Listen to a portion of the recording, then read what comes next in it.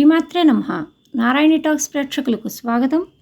మనం ఈ వీడియోలో దశమహావిద్యల్లో 8వ మహావిద్య అయిన బగళాముఖి అమ్మవారి గురించి తెలుసుకుందాం. ఈ అమ్మవారి రూపం ఎలా ఉంటుందంటే, అమ్మవారు పసుపు రంగు చీర ధరించి తన కుడి చేతిలో రాక్షసుని నాలిక లాగి పట్టుకొని ఎడమ చేతిలో ఆయుధంతో ఆ నాలికపై మోదుతున్నట్టుగా ఉంటుంది. అమ్మ సింహం మీద కూర్చొని కనిపిస్తుంది. అమ్మవారు మంగళవారం చతుర్దశి తిథి రోజున ఆవిర్భవించినట్టుగా మనకు పురాణాల ద్వారా తెలియవస్తోంది. బగళాముఖి అమ్మ యొక్క ఆవిర్భావ కథ ఏమిటి అంటే, అమ్మవారి యొక్క ఆవిర్భావం మనకు తంత్రశాస్త్రంలో చెప్పబడింది.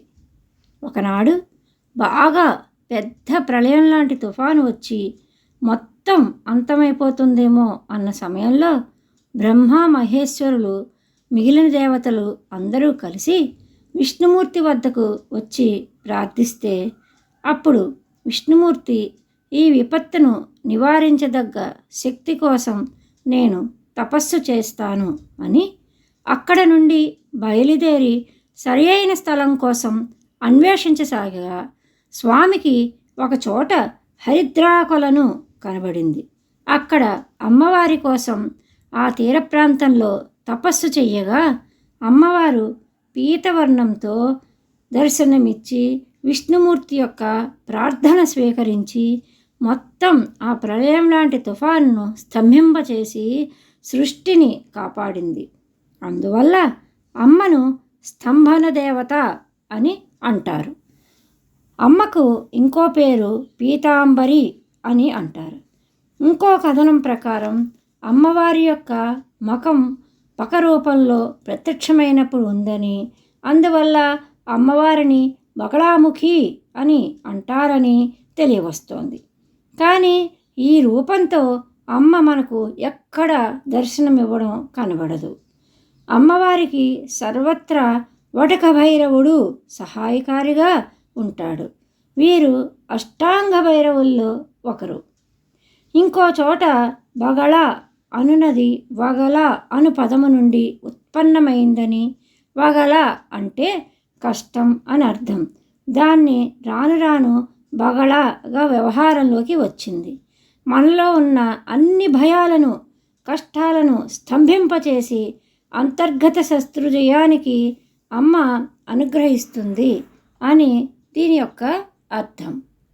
ఇంకా అమ్మవారిని ఉపాసించడం వల్ల కలిగే ప్రయోజనాలు ఏంటి అంటే, అమ్మవారిని స్తంభన దేవత అంటారు కదా.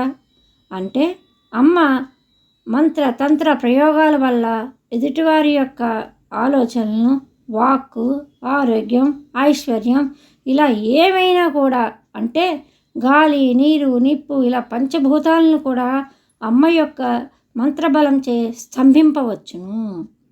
ఈ అమ్మను ఎక్కువగా వ్యాపారస్తులు, రాజకీయ నాయకులు పూజించడం చూస్తూ ఉంటాం. మాటలతో మాత్రమే తమ యొక్క ప్రతిభను చూపేవారు అమ్మవారిని పూజిస్తే చాలా సత్ఫలితాలు వస్తాయి. ఎందుకంటే అమ్మ యొక్క రూపంలోనే అన్యాయాన్ని చీల్చివేస్తాను అని నాలికను చీల్చుతున్నట్లు ఉంటుంది. అందుకే అన్యాయాన్ని అమ్మ నిర్మూలింపచేస్తుంది. అంటే కేవలం మనకు చెడు చేసిన వారిపై మాత్రమే ఈ ప్రయోగం చేయాలి. కానీ లేకపోతే స్వార్థమైన ప్రయోజనాల కోసం చేస్తే ఆ మంత్రం తిరిగి చేసిన వారికి చాలా నష్టం చేయవచ్చును. ఈ దశమహావిద్యల్లో తారాదేవి, బగళాముఖి అమ్మవార్లు వాక్ యొక్క అధిదేవతలుగా మనకు చూడవచ్చును. కేవలం ఎదుటివారిలోనే కాదు, మనలోని అంతర్గతంగా శుద్ధి చేసుకున్న కొరకు మాత్రం అమ్మవారిని ఆశ్రయిస్తే అప్పుడు మనకు చెడు చేయాలనుకున్న వారి యొక్క విషయాన్ని అమ్మే చూసుకుంటుంది. అమ్మవారికి వైశాఖ మాస శుక్లపక్ష అష్టమి తిథి ప్రీతికరమైన తిథిగా మనకు తెలియవస్తోంది. ఇంకా అమ్మవారి యొక్క పూజా విధానం ఏమిటంటే, ఈ అమ్మవారిని దక్షిణాచారంలో, వామాచారంలో పూజ చేస్తూ ఉంటారు. మనకి దక్షిణాచారంలో అమ్మవారిని చాలా సులువుగా కూడా ప్రసన్నం చేసుకోవచ్చు. అంటే సాత్వికమైన ఆహారంతో అమ్మను పూజించి ప్రసన్నం చేసుకోవచ్చు. అమ్మవారిని మొత్తం పసుపుతోనే పూజిస్తారు. పూజించేవారు కూడా పసుపు వస్త్రాలనే ధరిస్తారు. నైవేద్యం కూడా అమ్మకు పసుపు రంగుతో ఉండే ఆహార పదార్థాలు మాత్రమే పెడతారు. పువ్వులు కూడా పసుపు రంగులో ఉండేవే అమ్మకు పూజ చేస్తారు. బగళాముఖి హోమం మనకు పసుపు కొమ్ములు, ఎండుమిరపకాయలు, ఆవాలు, తోక మిరియాలు ఇంకా వివిధ ద్రవ్యాలతో చేయడం గమనించవచ్చు.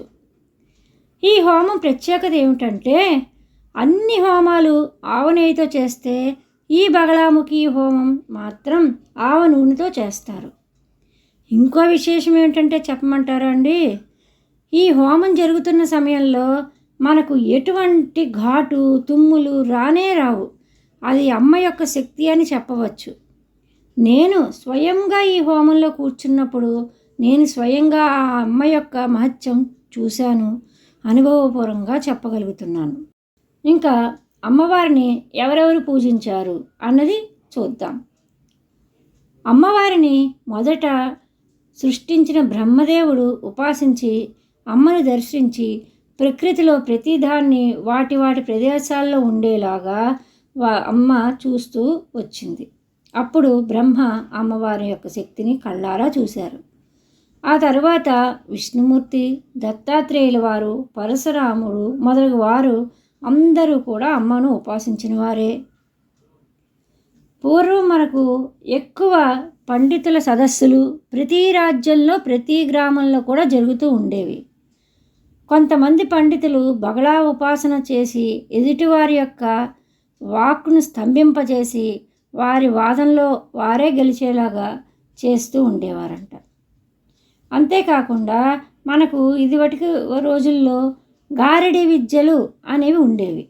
వారు గాల్లో నిలబడడం, వస్తువులు చిన్నదైనా సరే దాన్ని ఎత్తలేనంత బరువుగా ఉంచడం, కదపలేనంత వీలు ఉండకుండా ఉంచడం కూడా మనం గమనించేవారం.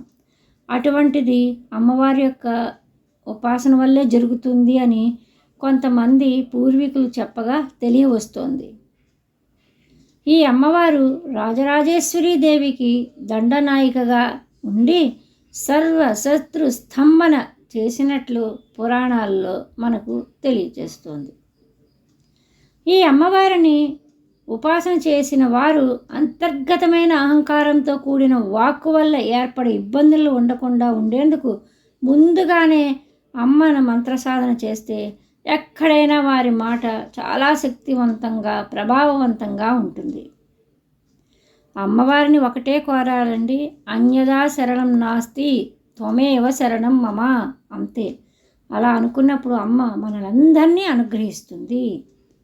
ఇంకా బగళాముఖి అమ్మవారి గుళ్ళు ఎక్కడెక్కడ ఉన్నాయి అంటే మనకు గుంటూరు జిల్లా సమీపంలో చందువోలు గ్రామంలో బగళాముఖి అమ్మవారి గుడి ఉంది.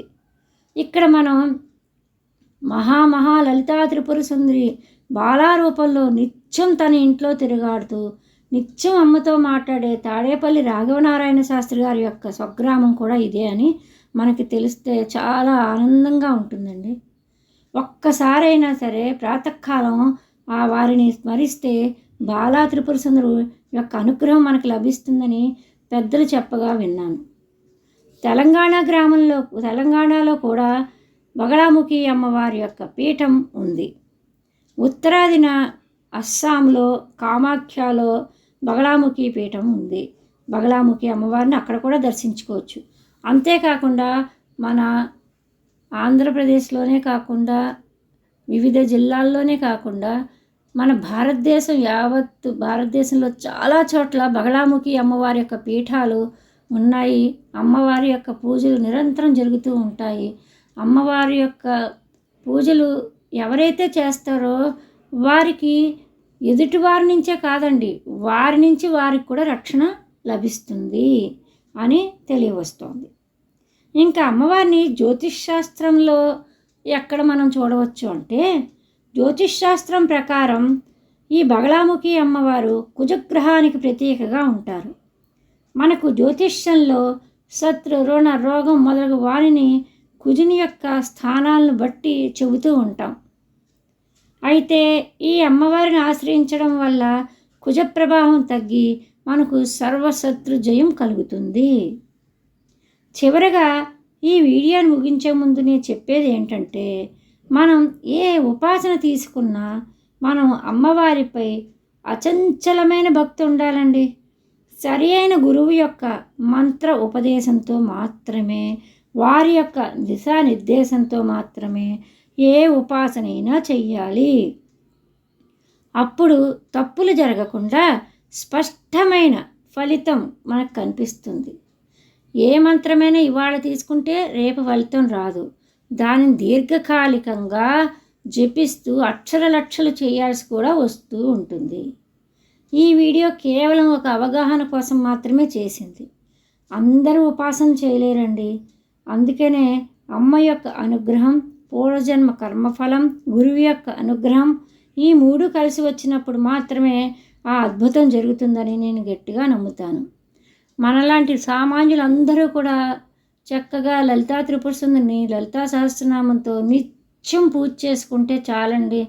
అన్నీ అమ్మవారే చూసుకుంటారు. అంతా అమ్మ దయనే. మనం అన్యదా శరణం నాస్తి త్వమేవ శరణం మమ అని పదే పదే అమ్మ పాదాలు పట్టుకుంటే సర్వత్ర విజయం, శుభం. శ్రీమాత్రే నమః. మరి ఒక వీడియోలో మాతంగితో కలుద్దాం.